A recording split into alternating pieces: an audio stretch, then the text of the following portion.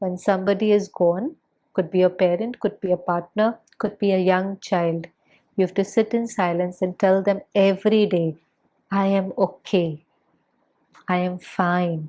They need to hear this. I am okay, I am fine, I am happy.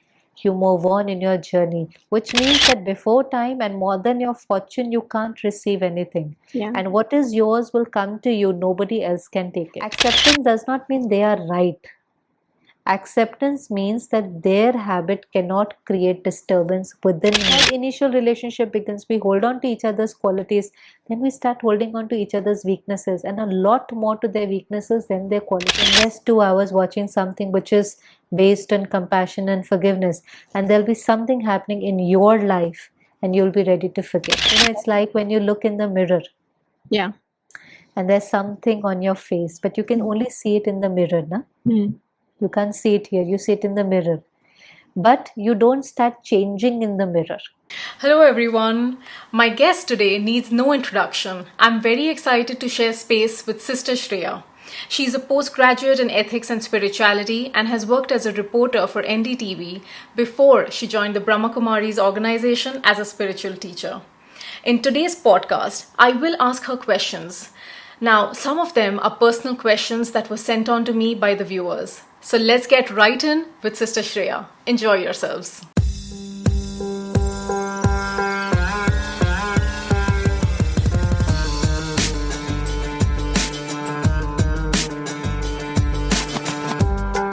Hello, Sister Shreya. I'm very happy to meet you today, and I'm very excited about this podcast. So, Sister, you have conducted many seminars, workshops on life skills. Out of curiosity, how did you get into this? Om Shanti, it's wonderful to meet you finally. And how did I get into this stage? Well, many, many years ago, I knew about Brahmakumaris. I knew about this spiritual education, but I was not very interested in it. And like all of us at some point do get, go through these internal struggles. So similarly, I had no external struggle. There was nothing very problematic in my life. But there was a point when I felt that I wasn't feeling very happy and I couldn't pinpoint what it was. And then I felt, that search for truth. I felt I need to study spirituality. I need to understand myself. I need to understand what's going on within.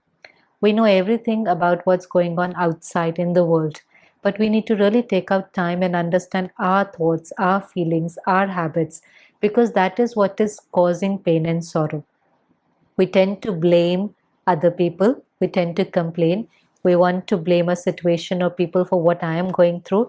But then I realized when I started understanding spirituality that it was nobody else, it was my thinking, and it was some of my sanskars of comparison, of feeling inferior, of having low self-respect, which was causing that pain. And that's how the journey started when I was in college, and it's been a wonderful journey.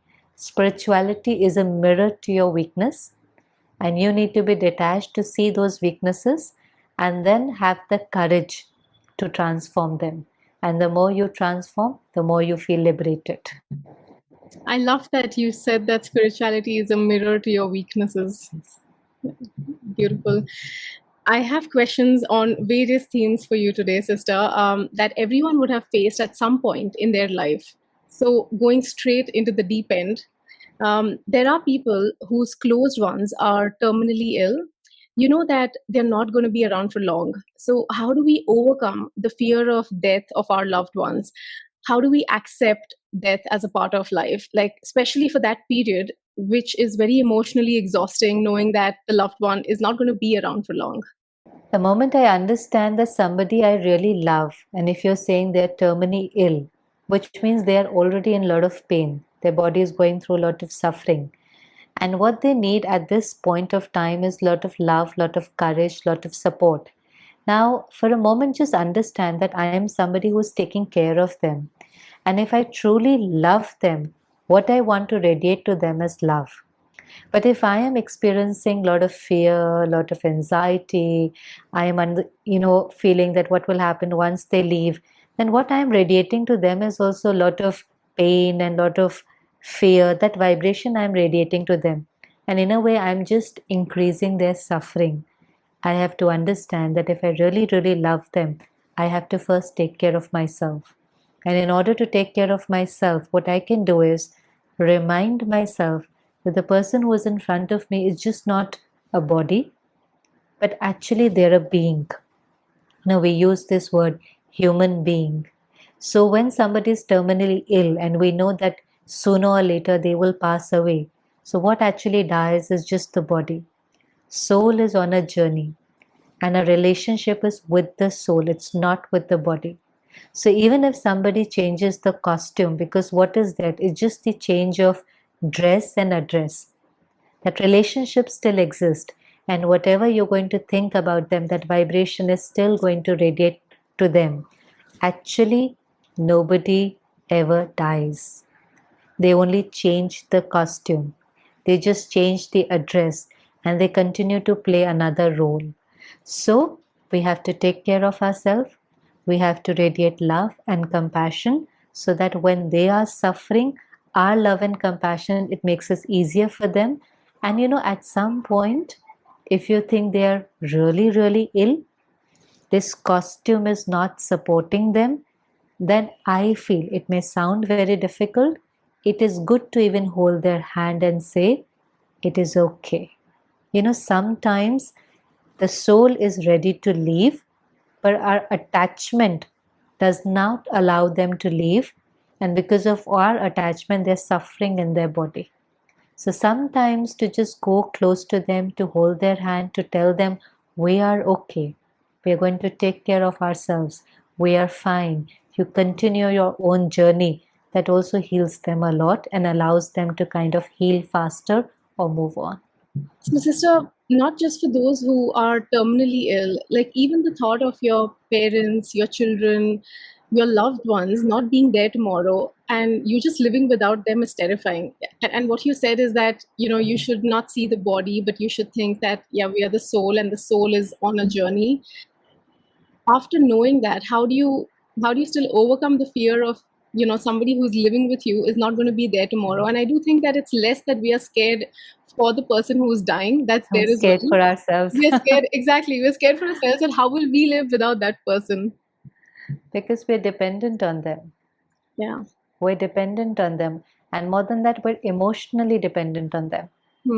All other dependencies we can overcome. We can overcome the financial dependencies. We can overcome physical dependencies. At certain point of time, we overcome those. But that emotional dependencies is something that we're not able to overcome. So we feel we get love from them, we get respect for them, we get security from them, some sense of protection.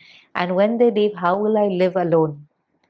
And that is where we have to understand that our eternal connection is with the Supreme Father, God, who is eternal. Actually, when I have connection with the One, who is ocean of love, who is ocean of purity, who is ocean of happiness, and I take everything from Him. Because here the purpose of relationship is not to take, actually, When we are taking from people, then gradually we start have expectations from them. When our expectations are not fulfilled, we are hurt. When we are hurt, we tend to hurt them. It gets complicated. Right. And in those relationships, sometimes they become very sour. In the sense, sometimes you would have realized that love-hate relationship, the people, if you think about those people who've given you most happiness, and a certain name will pop up, and then you think about those people from whom you've received maximum sorrow, and sometimes they tend to be the same people. Yeah. Because there is so much attachment. So I feel the purpose of relationship is not to take, the purpose of relationship is to give, and you can only give when you are full. So the purpose is that I am the being of light and I take from Supreme Being every single day. I have that connection with my Father. I take from there, I am full, and then I radiate. And then when I radiate to not one, to all.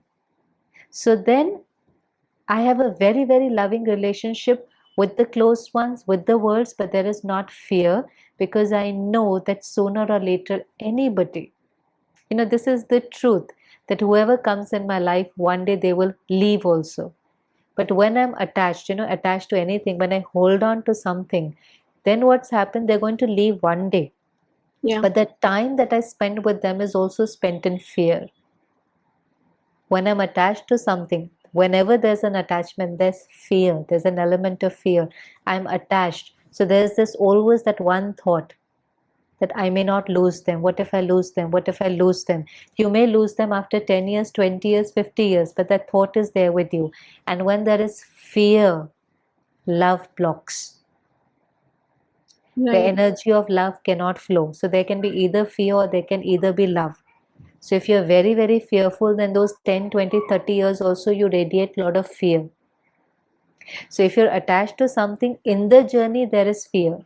And one day when you're going to lose that person or position or profession or anything that you've acquired, there's going to be a lot of pain.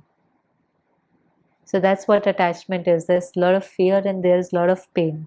So true relationships are not about attachment. It's true love where you take from the Supreme Being and you radiate that love and respect and happiness to those people.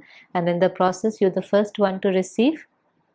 Because when you're giving, you're the first person to feel, you're creating it within you, you're the first person to experience that love, that happiness, that joy. Then you radiate it to them, they get it from you, and then according to law, what you give comes back. Yeah. So But you get then, it twice.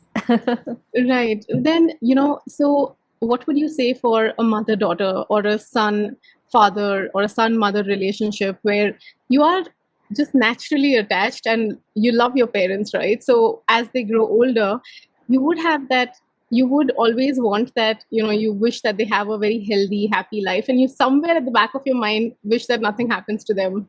I mean, is it wrong to have expectations, or how do you detach yourself from that for your parents, for instance? It's good to be in the moment Mm-hmm. and not think too much about future. Because if you think about future even in the negative terms, in the sense, what if this happens, what if that happens, when we see people around us falling ill, there is a friend who tells us their mother had a brain stroke, something, anything, Yeah. and you start then assuming all of that in your life, but then what you're going to think will manifest. Hmm. Right. You can't think anything. And that is where the power of mind comes. That is what the power of mind is, that you tell your mind to think right no matter what. Because when you think right and your mind is powerful, then even if some situation comes, you will have the strength to face it. But Okay. if you're thinking of all the catastrophe that can happen and all the negative things that can happen, and if you assume future to be filled with all the tragedies, then one, you are becoming weak every single day, because if you're thinking that and you're feeling that you're experiencing a lot of fear, then you're not in the moment and you're not very powerful. Right. And God forbid, if something happens, you will not have the power and courage to face it. So it's not a very good thing to kind of anticipate all these things. Hmm. Secondly, but you would say, no, no, we have to be practical. Something like this can happen. Okay. Even if you want to go to an extreme where you say, okay, something like this can happen, then see yourself. If something like this happens, then how are you? The first thing, you're very stable. The Okay. second thing, you're doing everything that needs to be done. The third thing, you are detached but very, very loving. See yourself playing that role.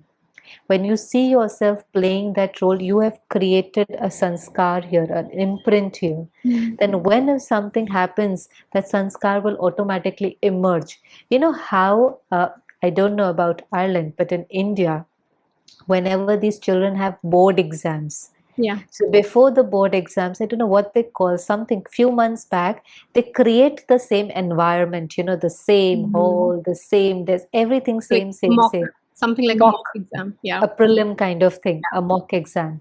And what they're trying to do is give them an experience so that when the real thing happens, Hmm. because a lot of people feel, uneasy and there's something Yeah. in the stomach, and all of this happening before a board exam, which Yeah. is not a very big thing now, we realize. Yeah. True. But in that moment, it's a very big thing for them. So when they have already done that, gone through that, they're not fearful anymore. Hmm. Similarly, if you really fear something, I think it's good to overcome that fear. कि अच्छा Yeah. ठीक है, if this happens, then this is going to be my response. So instead of thinking about the tragedy, Yeah. instead of thinking about what's going to go wrong, think how you're going to respond in that situation. That will take away the fear. Right. No, that's beautiful. And is it the same for the fear of abandonment? Like, to be honest, I didn't even know such a fear exists until a few years ago when a close friend of mine was experiencing it, and and I still am on the receiving end of it. So, this is a type of anxiety that some people experience when faced with the idea of losing someone they care, not necessarily by death.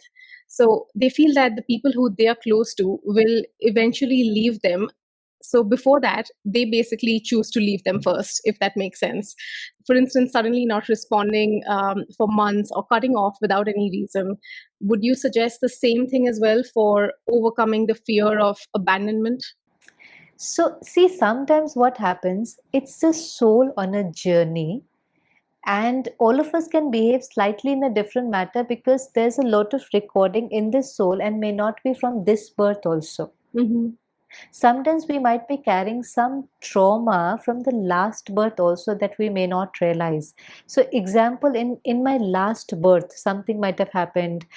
uh, we met through a tragedy, there was an earthquake, there was a tsunami, something happened, my family abandoned me, I was left. You know how even now we saw just a scene we saw right now, I don't know, in India a bridge collapsed, it was all over the Yeah. world today. Yeah. When the bridge collapsed in Gujarat, Mm. and it was sudden, nobody had anticipated. So the bridge collapsed. There were people who were drowning and they were trying to save their loved ones and they couldn't save them. And there's that little kid who feels abandoned, and Mm. that's the last memory that they carry. And then that soul moves on a journey and takes a new costume, right? Right. Right. Now, that sense of fear is very, very strong to an extent that other people cannot even understand you. Yeah. Now you feel, why do you fear that this one will leave you, this one will Mm. leave you? But there could be a trauma.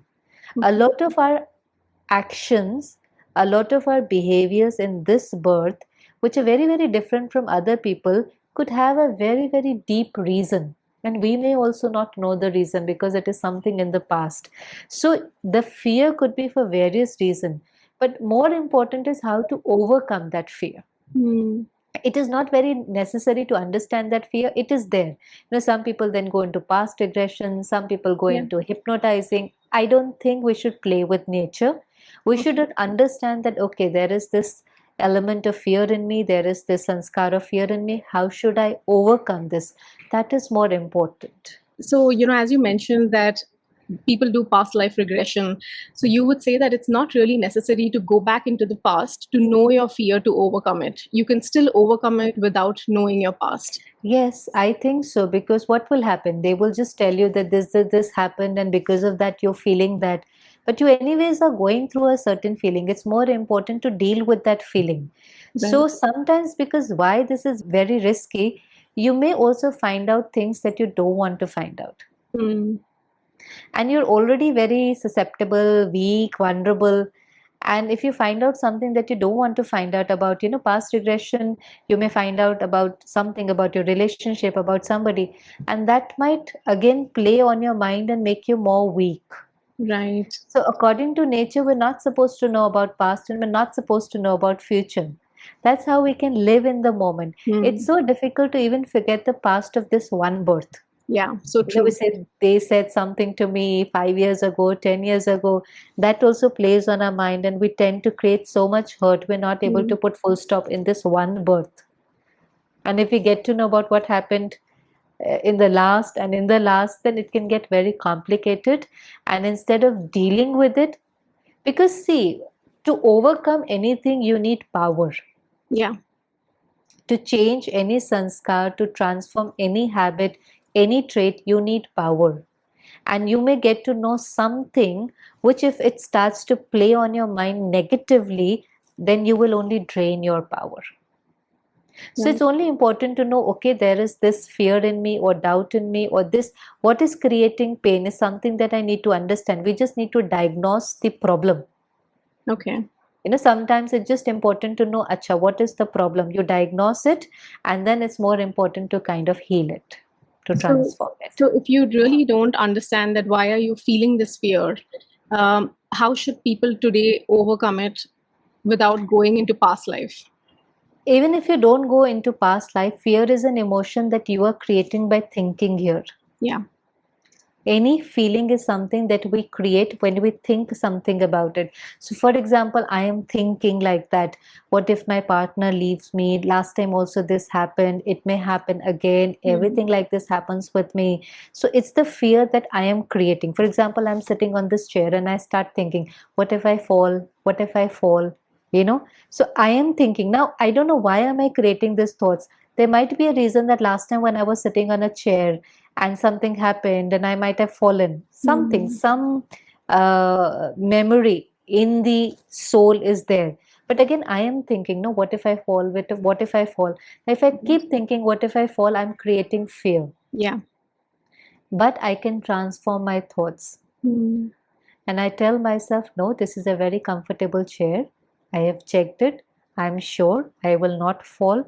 Nothing is going to happen. So I transform the thoughts and the feeling of fear goes and I start feeling more secure and comfortable.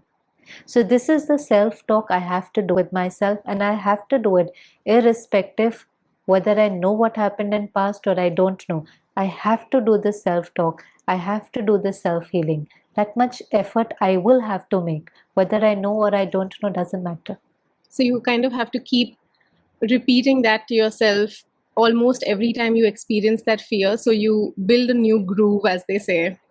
Yes, they say in psychology if you do it 21 times, I don't know how they count, but even if it doesn't happen in 21 times, anything, if there is a black circle, if there is black, and you start painting it white and white and Yeah. white and white, gradually what is behind will disappear and a new group will be created and you'll start feeling more safe and secure. And a lot of people are able to do it. Right. There are so many kinds of fears. A lot of people are there able to overcome their fears. They face their fears. Facing their fears is doing that self-talk, no? What Right. what does facing your fears means? I am fearful of giving an exam. I'm fearful of something very simple like going for an interview. Yeah. But then I tell myself, it's okay, I will do well, I'm going to be okay. So with my self-talk, I built that confidence. Some people can have stage fear. So Yeah. what is stage fear? What if I make a mistake? What if people laugh at me? What if I say something which is wrong? What? Then I do a self-talk. It is okay. I'm going to try. I'm going to say what I feel. It's okay even if people don't like. It's their feedback. It's their opinion. I don't think I can satisfy everyone, but it's important to raise my voice. It's important to say, put across my thoughts. So when I do that self-talk, I overcome the fear. It's Right. not the microphone that bites or it's not the stage. It's the fear is in the mind. Yeah. So There's being nothing. self-aware. Fear is what? It's the creation of weak mind. That's what fear is. Yeah. Actually, it's so simple. It's very simple. Fear is creation of weak mind. Every single weak thought is creating that feeling of fear. Yeah. And if we have the power to create it, we have the power to destroy it as well. Yes, Yeah. yes. And sister, so when someone you love dies, is there such a thing like moving on? What is your advice for people who are going through this right now? I feel anybody who leaves, the first thing is to accept. See, just think about it. If you leave your body today, how do you want to see people who are behind? Happy. That's all. That's all moving on is. The soul who has moved on wants to see you happy. So if you're crying and if you're in pain, that's the vibration we're radiating to that soul. And we don't allow that soul also to move on. They cannot come back. We just want them to move on in their journey. And it's not that we don't remember them. It's not that we don't talk about them. We talk about them. We talk about everything we've learned from them, happy memories. But that pain, why did you leave us? You shouldn't have gone. How will I live without you? What will happen to me? Those kind of thoughts don't allow that soul also to move on. Yeah. So understanding and accepting the fact that when the part finishes, it's not to do with age also. It's not like 60, 70, 80 somebody is going to die. It's like when the karmic account between these two souls finishes, when their part has finished, something will become a reason when the soul will leave this body and will move on. And when they move on, like when somebody goes on a journey. So then how do you let them go on a journey? You won't say, "Kyun ja rahe? Why are you going?" You will just say, "Have a happy and safe journey." And even when they leave and there is something which is happening here and they call, you will not tell them. Yeah. For example, there's somebody in a different country and they can't come back. But you Mm. don't even want to tell them that there is something wrong, because you know that if you tell them, they'll be at unease there. They'll be Yeah. more, they won't be Worried. comfortable. Like how parents don't tell their children what's happening, you can sense Yeah. it, you can pick up the vibration.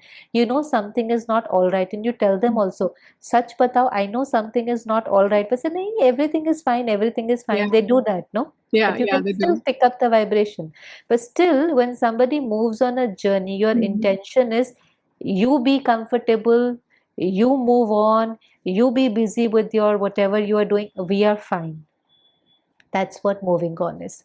When somebody is gone, could be a parent, could be a partner, could be a young child, you have to sit in silence and tell them every day, I am okay, I am fine. They need to hear this. I am okay, I am fine, I am happy. You move on in your journey. And I wish that you get a very healthy body, you get loving relationship. That is my good wishes for you. But I don't keep crying and tell them, why did you leave me? Why did you leave me? Because there's nothing physical that can reach that soul. Sometimes when somebody passes from our family, we do Yeah. a lot of physical rituals for their Yeah. peace of mind. Yeah. In India, they do it a lot. Every year they do it. Shraddh, they call it, Yeah. which they do for their peace of mind. But nothing physical or material can reach them. But even if they, like, we do pujas and rituals after someone passes away, there is, still that void, right? The ritual is basically to make you okay. And we think So that if it's you're all, doing rituals and you're crying, yeah. then the only thing that's reaching them is pain. Mm. The only thing that can reach the soul is your vibration. Right. And is it that, and probably that's why there are some cultures that even celebrate death. Yes, because it is something to celebrate. You've had a wonderful life together, like how they say it's not about how long the life was, how good it was, and what you've learned from them and the qualities that you've imbibed. So you celebrate their life also, no? They've given you so much. Yeah. It's a sense of fulfillment. It's a sense of that, it's a sense of feeling that I was so lucky to have you in my life, and now that you've moved on to another family, I'm very happy. And wherever you go, you're going to spread joy and happiness. But I'm not like, what will happen to me? What it's a feeling of, that I'm not full and Right. I'm clinging on to you. Yeah. But actually, it's more important to stand on your own 2 feet and let them move on. Right. And when you have this understanding that when a soul leaves our family or somebody who's close to us, they are going as a reason for happiness to someone else's family as a Yes. newborn. So it's very important to send vibrations of love, because that's why there are some days where you just suddenly feel low and you'll be like, I don't know why, I'm just feeling off. Yeah. See, you see the energies in two different homes. In that home where somebody passes away, look at the energy. Everybody is like a little Yeah. low. And look at the energy of the house where you get the news that a new member is coming, where they find out Filled with that joy. there's so much joy. Yeah. Even when you find out, like in the months of pregnancy, Yeah. look at the excitement that a new member is coming, a new baby is coming. So Yeah. there's so much joy in that family. So it's nothing, see, where the soul is going, there's so much joy. They're all Yeah. waiting and inviting and enthusiasm and love and happiness. And here we feel a little low, but I think it's good to kind of uh, it's not like we're laughing and all, but then it's Mhm. about, it's okay, I have accepted it. Mhm. You have to accept birth and death because it's part of life. Right. And like I said, what is dying? It's just the body. Yeah.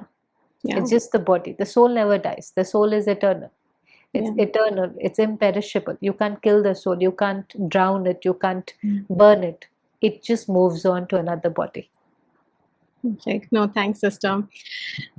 Moving the conversation to luck and karma. So, after all the hard work, sometimes you literally have the fruit in your hand, but it just goes away in front of your eyes. So, why do bad things happen to good people? Does luck play a role, or is it our past karmic accounts coming back to us? Anything that's happening to you, anything, So when you say luck, or you say, when you look at somebody, you say they're very lucky, they're very fortunate, they're Yeah. very blessed. So anything that you are doing in terms of any energy that you radiate, which goes out from here, whether it's the thought or the word or the action, but the energy which flows from this direction to the world is something that we'll call as karma, action. Okay. The energy which is flowing from here. And then the energy which comes back, and it could be in any form. It could be in success, it could be in illness, it could be a difficult relationship, a very, very good relationship, anything that comes back. That is what we call as destiny, or we call fortune, or we call Mm. luck. So if you see somebody who is very lucky, you will also have to understand that they have created that luck with their own good karma. There's nothing like luck. It is just that that person has made that effort. It's the good karma over a period of time, and it comes back. So you are on your own individual journey.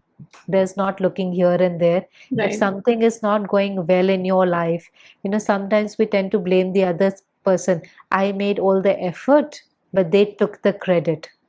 Yeah. No.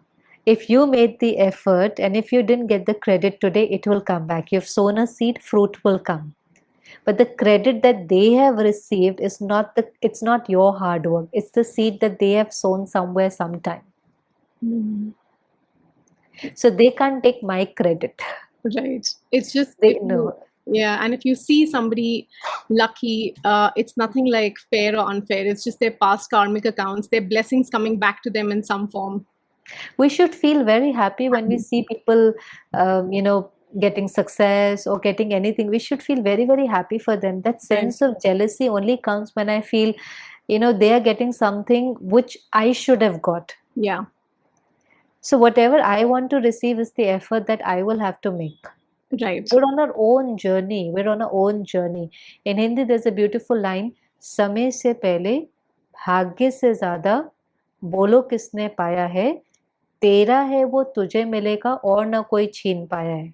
Which means that before time and more than your fortune, you can't receive anything. Yeah. And what is yours will come to you. Nobody else can take it. And this should be fit here. This should be fit here, that whatever I'm going to receive is my karma. Nobody can take it. So Yeah. this whole competition and comparison and jealousy, it will just fade away. We're not in a race. We're on our own individual journey. It's a journey. Life is a journey. It's not even a race. So it's about doing good, and then that will come back. Right. And that's a beautiful saying, especially when you're comparing yourself to others. That's definitely one thing to remember. So, people in India, they have the blind faith that they can wash off their negative karmas or sin by dipping into the Ganga. What's your opinion around that? There's a very strong faith. What is my understanding about Ganges is the river Ganga. Now the water that flows in Ganga comes from those mountains high above. Right. And much back, not today, not with the pollution that we have today, but maybe 40, 50, 60 years ago, that water was very, very pure. It was coming from mountains, so it had a lot of jari booty, that Ayurvedic kind of medicines. Right. And if people had some disease and they would dip in that water for a few days, sometimes it would heal. Okay. So that water is very, very pure because it has all those medicinal properties, because it is coming from that path which has all these, these herbs and everything. So the water carries that. Water therapy we call. Yeah. Now when somebody has a very, very disease, like these kind of diseases like leprosy or something, the common understanding is that I have done something, some bad karma for which I got this disease. Okay. That's what they understand. मेरे Right. साथ ऐसा हुआ, मैंने कभी कुछ ऐसा किया होगा. Yes. That's the understanding. This happened with me.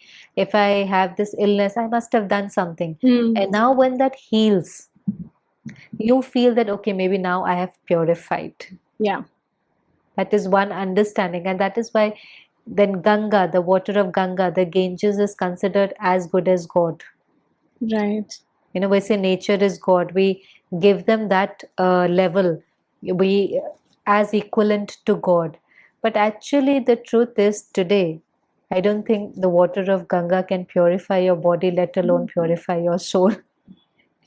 It's basically the soul who decides what your body is supposed to do. For example, my hands don't know what to do. I can either fold my hands and say namaste to somebody. Right. I can take a knife and chop vegetables. I can take a knife and kill somebody. Yeah. We hear scenes, we've been hearing. Yeah. Using the same knife, we can do a lot. But at the same time, who is going to, the body is also an instrument. Just like the knife is an instrument, the body is also an instrument. But the soul is the master who is going to then decide what this hand is going to do. This hand has no power. Right. So it may come across that this hand is doing something wrong, this body, but actually the fault is not of the body. It's the soul which is weak, and that is why it's like, okay, let me give you a simpler example. You are driving, you're in a car, you are the driver, and then there is that car, and there's another car. Okay. And then you hit each other, and the other person dies. Okay. Okay? Who are they going to put in jail? You or your car? Me. Why? But it was your car that met with an accident. But the Because car has, I was driving it. you are the one who are driving the car, and the power lies with you, Right. not with the car. Right. Whether to put the brake or the accelerator or what speed you need to drive that car, it's your decision. You are the driver. But now because we think it's the car, so if they start putting car in jail, it's all funny. But that's what we are doing. It's the I, the driver, and body is just the car. But we think this car has done all the sins, Right. so we give a lot of pain to this car by walking barefoot, Yeah. by keeping fast, by not eating. There are multiple things that we do in bhakti. There are multiple things that we do where we give lot of suffering to this body, thinking this body has committed lot of sins. No, this body has done nothing. This body has only followed the directions of the driver. And because the driver, the soul over the period of time had become weak. And what I mean by weak is the soul has now a lot of vices. There's lust, there's anger, there is greed, there's attachment, there is ego. And because soul is overpowered by all these vices, the driver is weak. It's like the driver is driving the car in the state of intoxication. Yeah. Naturally, the accidents will happen. So when you are overpowered by all these vices, you tend to do negative karma. But then you need to purify the soul. It's not about purifying the body. So I feel you can dip in Ganges. It's the water is pure. You may heal few diseases, but I don't think you can purify the soul. Right. Not it's just the outer body, but not the soul, not the qualities. Now even the outer body Is I not. don't know. The water has become very dirty. Other thing what happens at Ganga, I don't know if you've ever visited. Have you ever been to Haridwar and been on the I banks of Ganges? yes. See, everybody there who is on the banks of that river is praying, is doing Yeah. aarti. Yeah. At a gap of little space, their family is sitting. There is havan happening. There's Yeah. yajna happening. There's somebody's lighting a diya. There's so much that's happening, which is high vibration. Right. It's a place where everybody's praying to God, everybody's remembering God, everybody's reciting those mantras. There's so many rituals happening. So the vibration of that place is very high. Especially in the evening at 7 o'clock when the aarti is happening, everybody is in that very, very elevated stage. So being in that environment for some time, you can feel very elevated. Okay. So if you are with a pure person or you're in a pure environment, the vibration will influence you because that vibration is much higher than your vibration. Right. So you feel very elevated, you feel very good, you feel very pure. And in that state, you may perform wonderful actions. Okay. But again, when you go back in an environment of the world and you're again influenced by that negativity, then again your actions are influenced. So it's about empowering the soul, it's about purifying the soul so that no matter where you are, no matter what the environment is, no matter what the person is, no matter what their sanskars is, you do right no matter what. Powerful soul is one who will do right no matter what. I will do right even if I have to stand alone.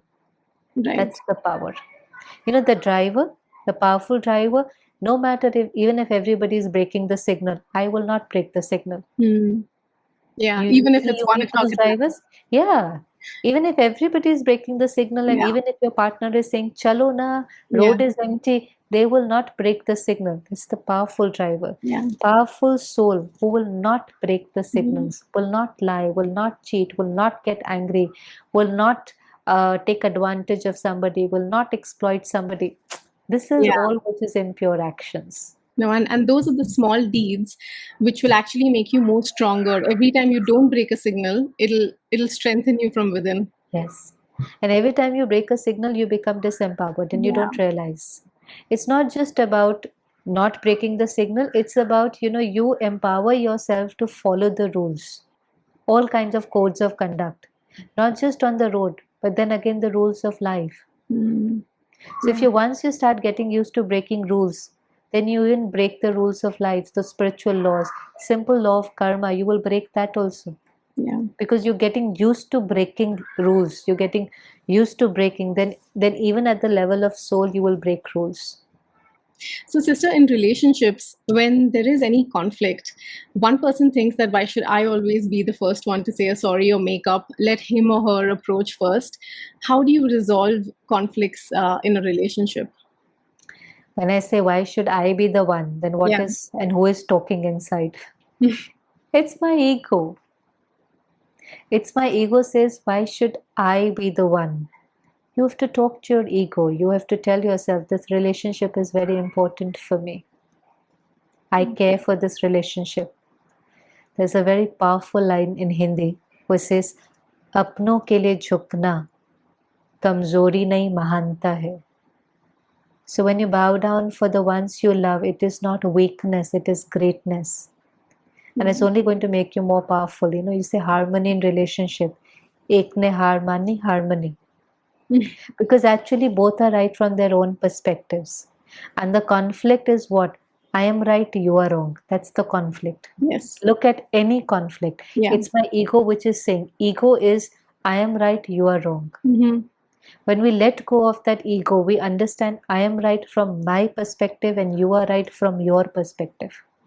So it's That is self respect. When I respect my opinions, I also respect your opinions. And we could be very, very, very, very different, but it is okay. We've been on a long journey, we cannot be same.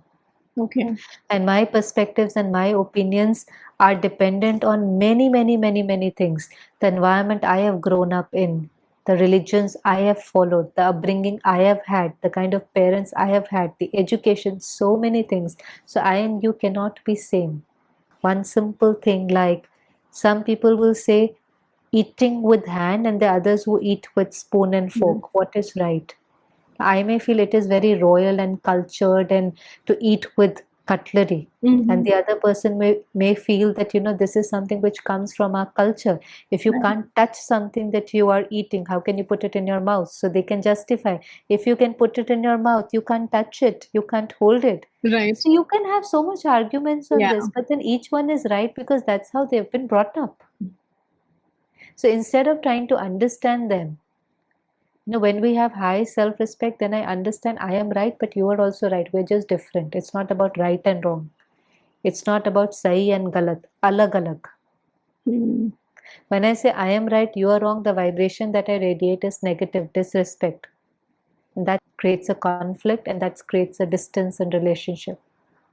It's almost like, I was just imagining while you were talking, two cars that are completely out of control. They both are different. They Yeah. both have different features. So obviously there will be conflicts or accidents, but then you just need one person or one car to be in control and to just accept. Acceptance is the key to relationship. Hmm. Acceptance is the key to relationship. Acceptance does not mean that I agree with everything you say.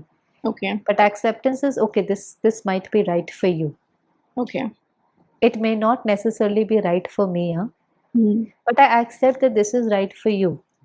There's a lot of things that in the partner, there's so much that will happen. For example, there's somebody who lives in their home and prefers their home to be perfect and clean and uncluttered. Yeah. And then somebody else who says it's my home. No, even if at my home I will not live with ease, and even at my home I have to keep everything at proper place, and this should be here and this should be that, and how will I feel I'm at home?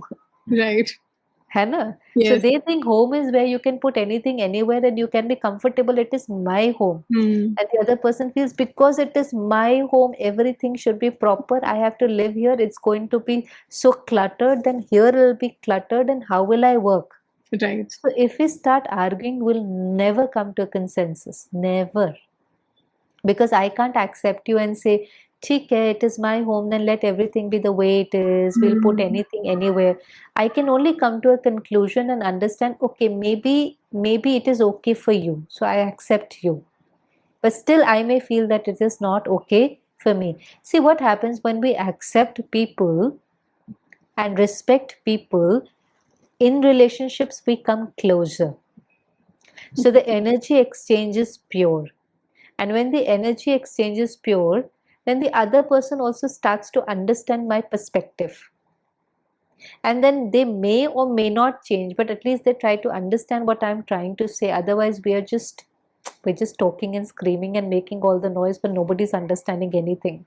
And that is why we'll be like, I can't understand you. And the other person is, I also can't understand you. Hmm. And then we'll be like, if we can't understand each other, why are we living together? Yeah, and that's what it comes down to. The relationships are not as long lasting as they used to be before. But then when it comes to acceptance, so let's say every time one person keeps accepting and accepting the nature, the differences, wouldn't they be taken for granted? What is acceptance?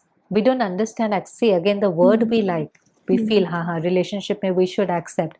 But what is acceptance? Acceptance is that this is your nature, this is your sanskar, this is your habit, and I choose not to get disturbed by your habit. So, for example, there is some habit of yours which I don't like. It could be anything. You get up late, you don't keep things very clean, you're not very punctual, you don't come on time. Now, it is your habit and you are very comfortable with their habit and I am not comfortable. So in my mind I start thinking, how can they do this? How can they be like this? Why don't they change? How Hmm. many times will I tell them? I will only tolerate, I will only suffer. Is Yeah. this going to be my life? Now this is not acceptance. Okay. So this negative thinking, I'm not accepting, I have lot of expectations, I haven't accepted. Acceptance does not mean they are right. Acceptance means that their habit cannot create disturbance within me. I will still choose to think right because what I'm feeling is not what they're doing. What I'm feeling is what I'm thinking about what they're doing. Right.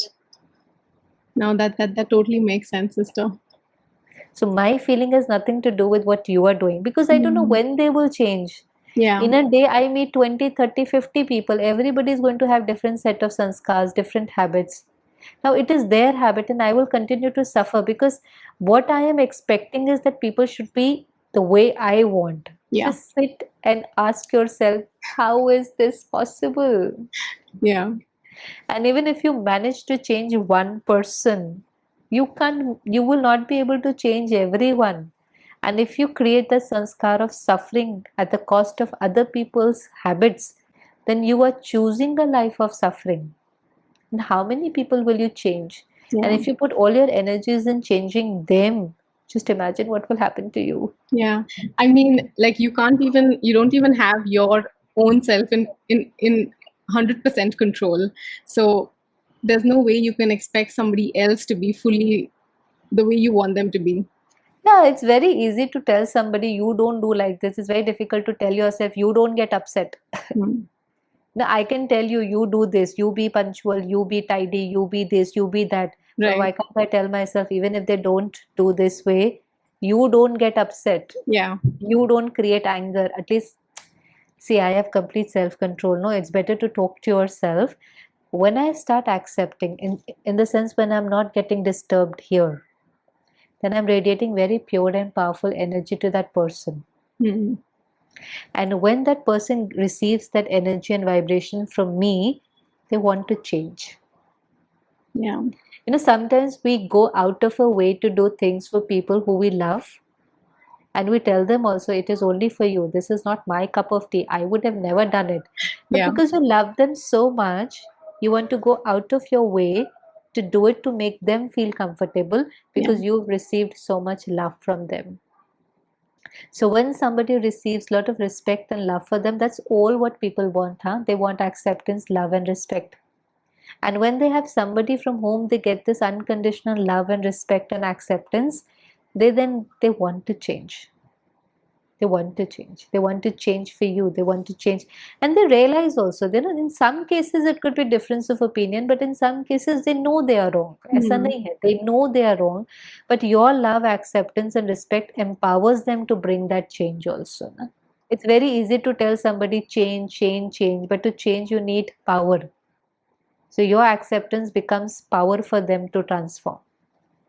No, that's beautiful. Thank you, sister. So, sister, I have friends who are in a relationship and they're married, and then they tell me that after the first few years, it's normal for the spark to fade away. The person who you are in a relationship with is taken for granted, and the focus shifts from them to just life in general. So, even the conversations, they move away from talking about us to school fees, bills, budget, etc. I thought that the bond should get stronger and deeper and not fade away. So, if not deeper, how should couples maintain what they had in the initial years? How do you understand spark? I think the level of excitement, looking forward, doing small things for each We were other. feeding on each other's energy. Right. Initially, that's what happens. Yeah. We feed on each other's energy. So everybody tries to be very nice, Yeah. very loving, and then the real life starts. So basically, relationship is an exchange of energy. What I understand, relationship is an exchange of energy. And no matter it's 1 year, 2 year, 10 years, what you think about that person, what you hold about that person in your memory, and the vibration that you radiate to that person is what makes or breaks that relationship. Mm-hmm. So initially when you're saying, there's good bonding, what are you holding in your memory, in your soul for that person is very, very high. You hear somebody who gets into a relationship and they think they're the best person.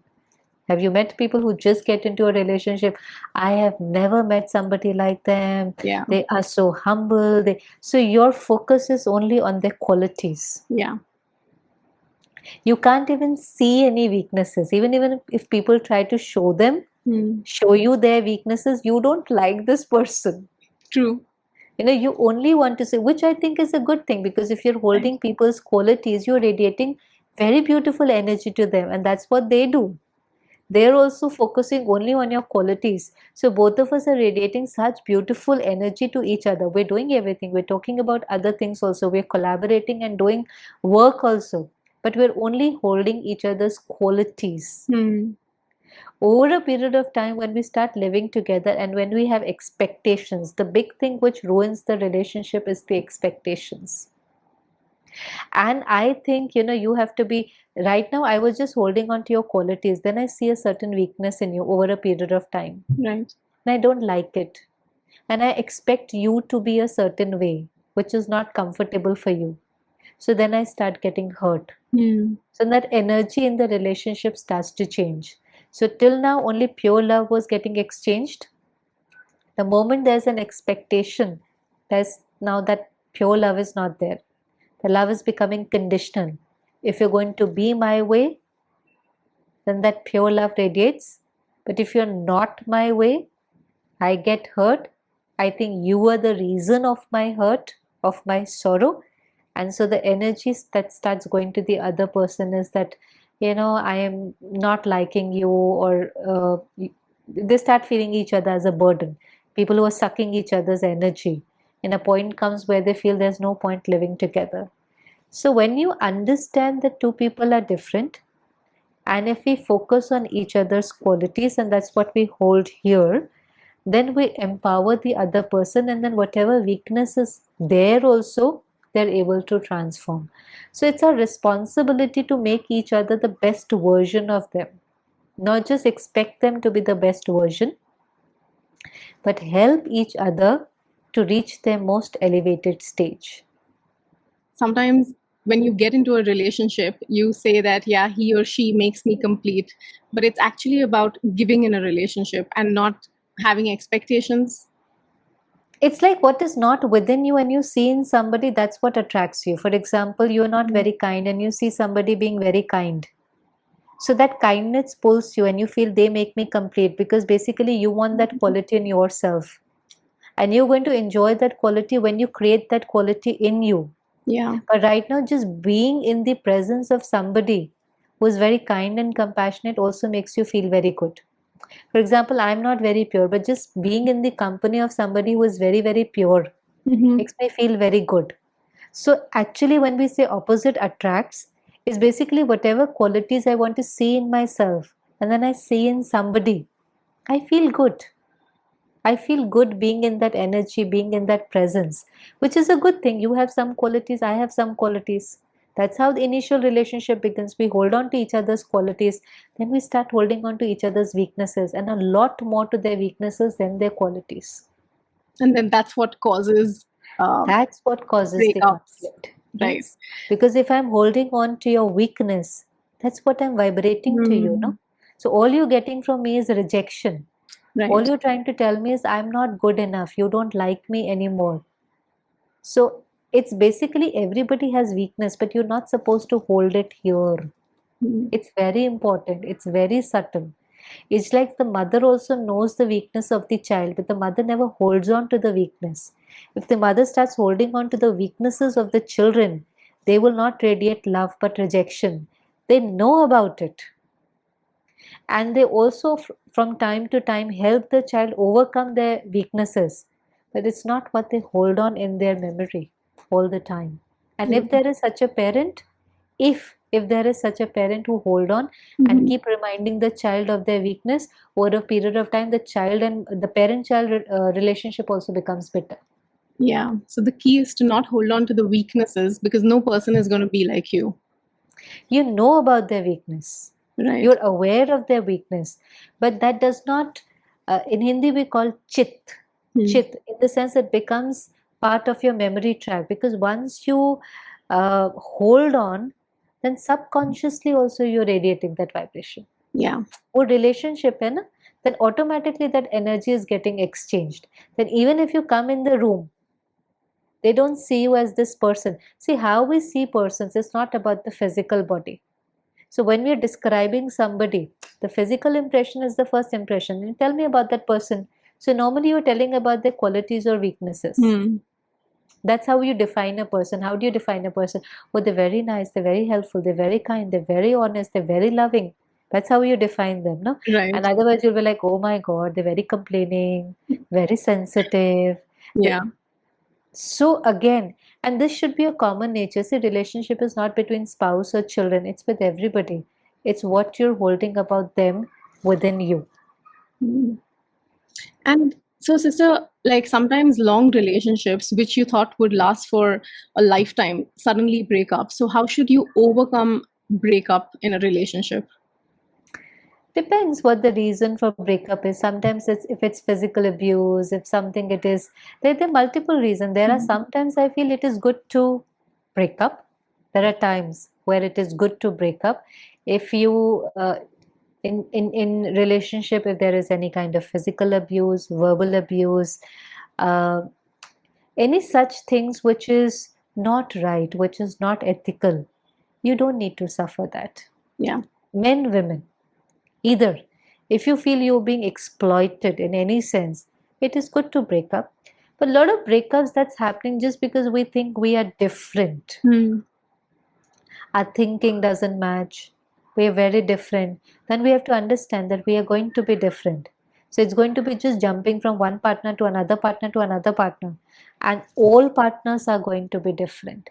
It is just that with some, it'll be, your food habits will match. With some, your color will match. With something else is going to be different. We are different Right. beings. So when people say, "Oh, we're taking a divorce," why? Just like that, I think we can't gel along, we can't get along. I'm thinking that is not something which is understandable, because two souls are going to be different. So I think the right time to break up is only when there is something really, really big. Otherwise, you should try to work a relationship. Any relationship you'll have to work. Relationship is an effort where you need to accept, you need to have unconditional love, you need to give respect. It's a lot of work. But if I'm standing like this Hmm. and I'm not ready to give, then relationships will not work. It's like watering a plant every single day. You need to invest that energy and that emotion into it. Uh, I on my journey have realized that instead of investing energy in relationship, invest time in building a relationship with yourself, because what you are is what you radiate. Yeah. Everything else is just like a byproduct. It's like I am the seed, and then it's the whole tree. My health, my relationship, my work, my success, everything external that I acquire is like a tree. If you water the seed, the tree automatically is going to be very green, beautiful, and will give a lot of fruits. But Right. because we don't take out time to nourish the seed, I don't take out time. See, I have to be love to radiate love. It's not something that I am not happy and I give happiness. Nahi Yeah. ho sakta. Hmm. It's not possible. In materialistic things it's possible, where parents said we didn't have such good education, we want to give this kind of education to our children. We didn't have these material comforts, we want to give to our children. But that cannot happen when it comes to happiness and love. If I'm not experiencing happiness, it's something that radiates from you. Yeah. So if you're worried, if you're anxious, and even if you smile, even if you take your children on a vacation, even if you bring a toy for them, it won't work. Yeah.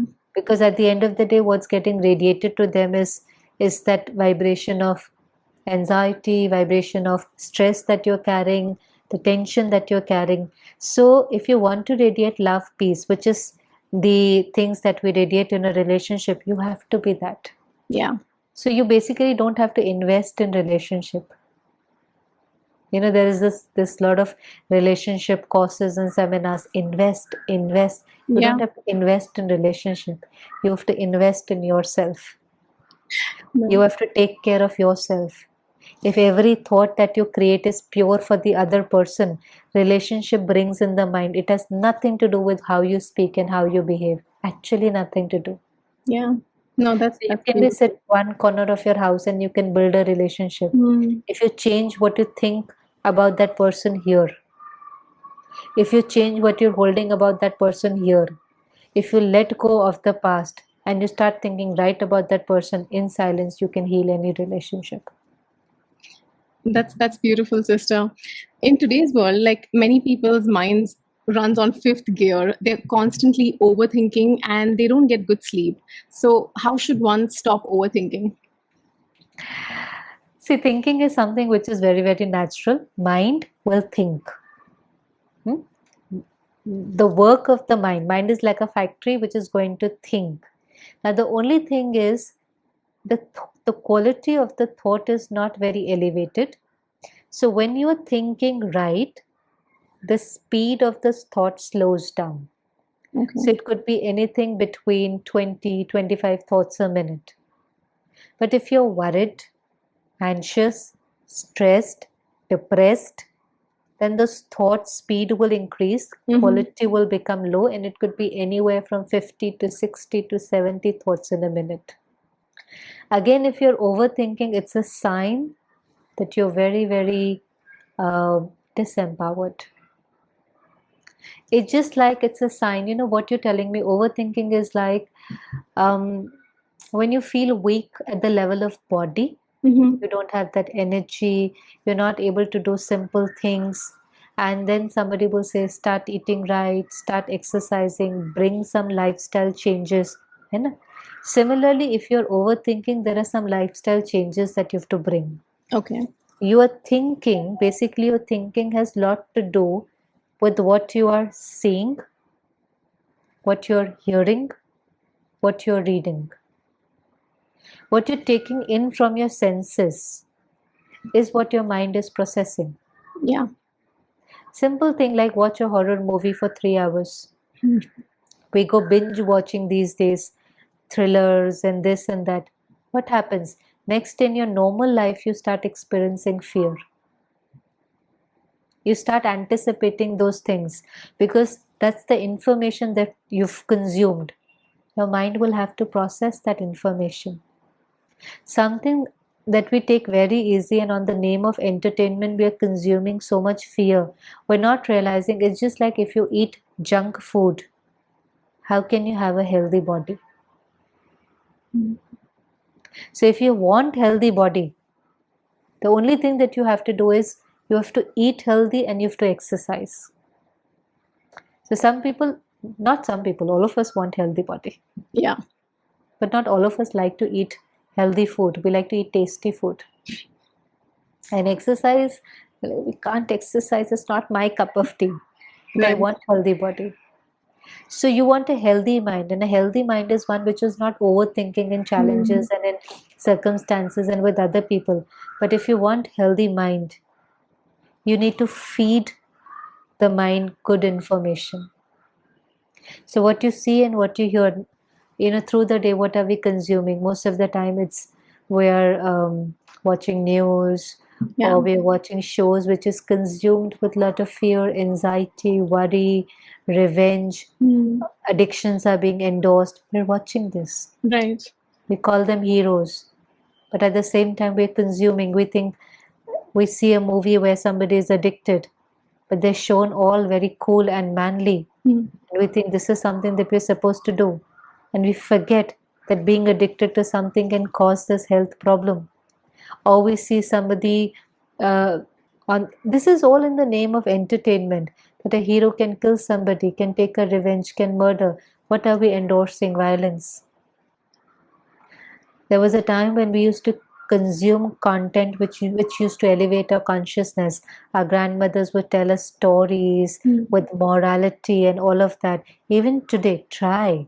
You watch a movie which is based on forgiveness and compassion. Invest 2 hours watching something which is based on compassion and forgiveness, and there'll be something happening in your life, and you'll be ready to forgive.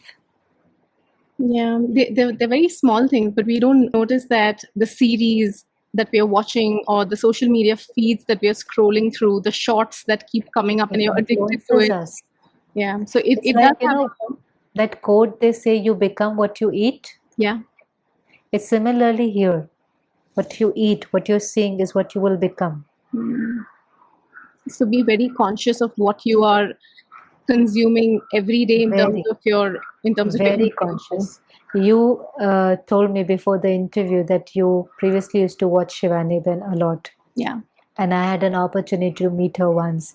And this was one thing that I asked her, what is that one effort that you make in your journey to keep yourself so empowered? And the only word she told me was information. She said, I'm very, very careful of what I see and what I listen and what I read. I don't allow myself to consume anything which is unhealthy. Gossip, in the name of entertainment, news, series, social media. We Right. keep looking at people's, what are we doing on social media? We're scrolling and we're looking at other people's life. Yeah. And we're not just looking at other people's life, then we start comparing our lives to their lives. And then in our mind, we start thinking, oh, their life is so good. One day they're here, the other day they're here, they're traveling so much, look at the awards. So I'm comparing. And at the same time, I'm experiencing jealousy. I'm creating that jealousy Or even the feeling of lack. or the feeling of lack. Yeah. Have you ever seen, this is something I ask people, that it's your social media account. You tend to put the best picture with hundreds of filters.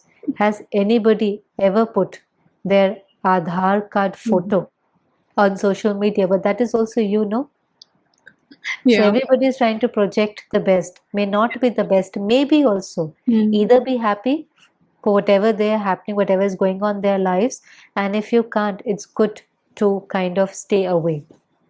Okay. It's like some people have very healthy body and they can eat anything and they can digest it well. Right. They can eat anything. They can eat any processed food and nothing happens. They're perfectly fine. They have a very healthy body, a very high metabolism. They exercise a lot. Okay, wonderful. You eat. But if I realize that my body is not so healthy, then the better option is to take care of what I eat. So there might be somebody who's watching everything and is still okay. But I have to see for myself, how is social media influencing me? If I'm spending an hour looking at other people's profiles and Hmm. what you call them, their accounts and their Right. photos, and it's not making me feel good, then maybe I am not that healthy. I'm not so emotionally strong. Then it's good to stay away from that for some time till you become strong enough to look at everybody's success and not create a negative thought. Right. When we look at people's success, the only thought should be wonderful blessings and blessings for them. Yeah. If I can't create a blessing for them, it's good then not to see what's happening in their life. Yeah. No, that's beautiful. So taking care of what you're watching, what you're taking in, and that'll also ultimately help you sleep well as well at night. Yes, because see what's happening is a lot of times we are watching all of this to escape our own lives also, Hmm. because there's so much happening in our lives, there's so much turmoil Yeah. that I want to lose myself into somebody else's story. So that till the time I'm watching television, it's like if you have a toothache and you sit in front of television for that period of time, you don't feel the pain. Yeah, you forget it. You forget it. The pain is still there. The healing is not happening. Huh? The Yeah. pain is still there, but you just forget it. Hmm. So many times we get lost in other people's story and all of this because we don't want to be aware of our own story. Hmm. But when you sleep, what will happen? You have to You face can't it. escape. You have to Exactly. face it. Yeah. So that's when it is most difficult for you, because through the day you try to escape by being with people, by reading something, by watching Hmm. something. To find out how emotionally strong you are, the only way to find out is be alone and see how you feel. Is that why some people want, let's say TV in the background or radio in the Yeah. background just for some noise? They're Yes, not even listening to yes. it. Because they don't want to listen to the noise here. They don't want to face it. They don't want to transform. So they just want some noise which distracts them. But Right. it is a sign that it's not right here. Otherwise, you'll be very, very comfortable in silence. Just look at COVID. The quarantine period was so difficult for people, so Yeah. difficult. Yeah. So many Why? mental Because, health issues.